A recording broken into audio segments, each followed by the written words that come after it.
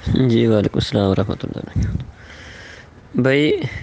کسی مجبوری کی وجہ سے قبر کشائی کرنا یا میت کو ایک جگہ سے دوسری جگہ پر منتقل کرنا یہ تو ثابت ہے، درست ہے، لیکن اس ویڈیو کے اندر جو بات ذکر کی گئی ہے یہ ایک خام خواہ کا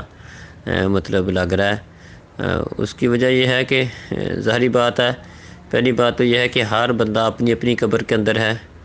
تو ہر انسان کو اس کے ساتھ کیا بیت رہی ہے یہ تو اس کو ظاہری بات ہے پتہ ہوگا، لیکن ساتھ والے کے ساتھ کیا بیت رہی ہے، ساتھ والی قبروں کے متعلق بھی، یا اس کی سزا کا اس کو کوئی ہو، ایسا کوئی مطلب اس کے اندر اسلام کے اندر یہ کوئی تصور نہیں ہے کہ جرم کسی نے کیا ہو اور اس کو سزا اس کو مل رہی ہو۔ بالخصوص دنیا میں تو چلو ہو سکتا ہے کہ اللہ تعالیٰ کا جب عذاب آتا ہے تو اس میں جو اچھے لوگ ہیں بعض اوقات وہ بھی اس کی لپیٹ میں آ جاتے ہیں، پھر قیامت والے دن ان کے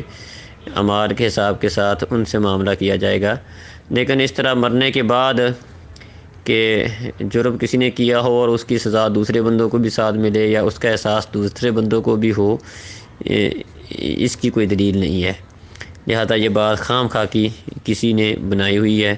اور جس کی تصویر دکھائی گئی ہے چھوٹی بچی کے، بالکل وہ تو نابالغ بچی ہے، چھوٹی بچی ہے، تو اس کو تو ویسے ہی مطلب نماز کی فرضیت اور اس کے اوپر جزا سزا اور ان معاملات کا ہونا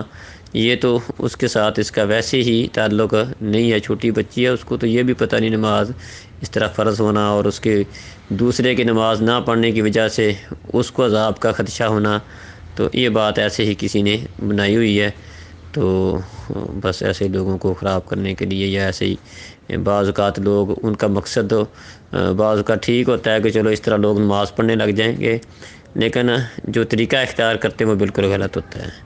السلام علیکم۔